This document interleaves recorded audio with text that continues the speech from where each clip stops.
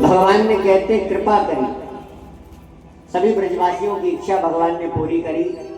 और जब आज समस्त ब्रजवासियों ने भगवान की इच्छा आज 56 भोग लगा के जितने भी ब्रजवासी थे वो भगवान को भोग लगा रहे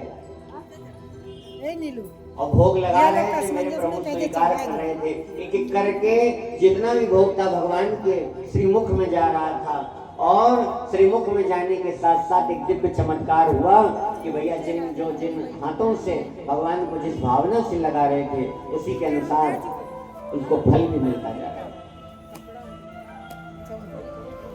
जिनकी कथा आप सुन रही हो, अब ध्यान से सुनना। मैं सोच रहा था कि थोड़ा अभी भीड़ बढ़े तब बताऊंगा, चलो अभी उस कथा की हम बात नहीं करते, अभी हम आगे चलते। एक बार राधे राधे बोलो, जोर से बोलो और जोर से। अच्छा, भगवान का और आपका संबंध क्या है? किसी ने पूछा, किसी को मालूम?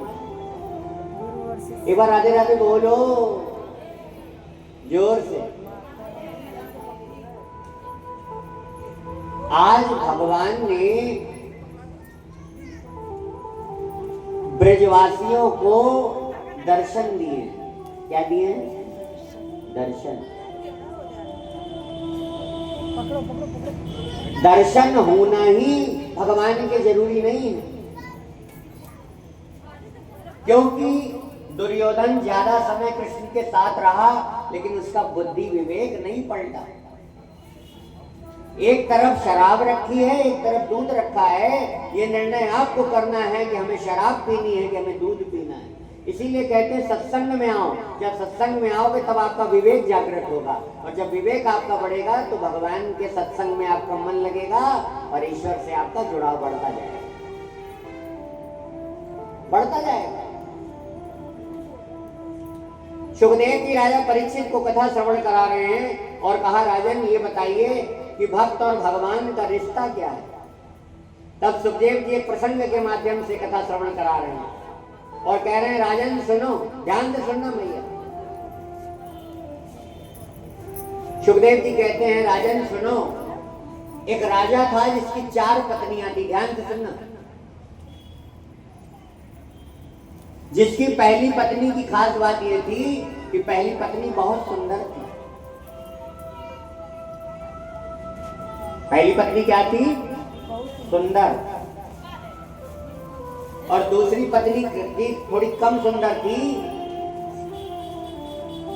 और तीसरी पत्नी की खास बात यह थी कि तीसरी पत्नी उसको हर समस्या से निजात दिलाती थी। क्या दिलाती थी? निजात, मतलब मुक्त करती थी, समस्या से दूर करती थी। और चौथी पत्नी थोड़ी सुंदर नहीं थी, देखने में सुनने में उसके पास कभी जाता ही नहीं था। अब ध्यान से सुनना। एक दिन राजा बीमार हुआ तो वैद्य ने कहा कि अब तुम ज्यादा दिन जिंदा नहीं रहोगे। घर में मायूस होकर चला गया, पहली पत्नी के पास गया और पहली पत्नी से कहा, क्या तुम मेरे साथ चलोगी? तो पहली पत्नी ने कहा, मुझे अपना शरीर बड़ा प्यारा है। क्या है? प्यारा, इसलिए मैं तुम्हारे साथ नहीं जा सकती। और दूसरी पत्नी के पास गया, दूसरी पत्नी से कहा, चलोगे? दूसरी पत्नी ने कहा, भैया हमने तुमसे पैसे के लिए शादी की थी। हाँ। तीसरी पत्नी ने कहा, तीसरी पत्नी से पूछा, तुम चलोगी? उसने कहा, हम जाएंगे नहीं, लेकिन तुम चिंता मत करो, हम तुमको शमशान तक छोड़ के आएंगे। और चौथी पत्नी के पास किस मुंह से जाता, क्योंकि वो देखने सुनने में अच्छी नहीं थी, वो कभी जाती नहीं। लेकिन चौथी पत्नी प्रेम बहुत कर रही थी उससे। अब सुनो, ये कथा हमने सुनाई कि बकवास, ये किसी और की कथा नहीं है, ये हमारी कथा है। हमारी 4 पत्नियां हैं। ध्यान से सुनना।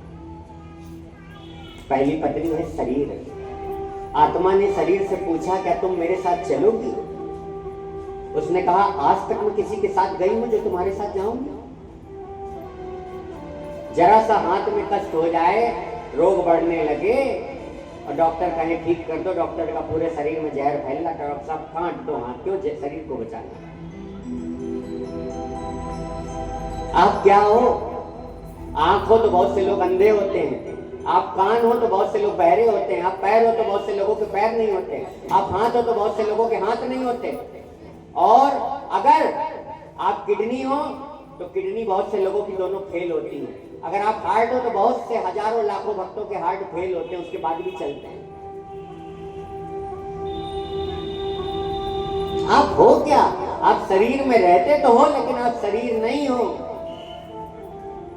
आप आत्मा।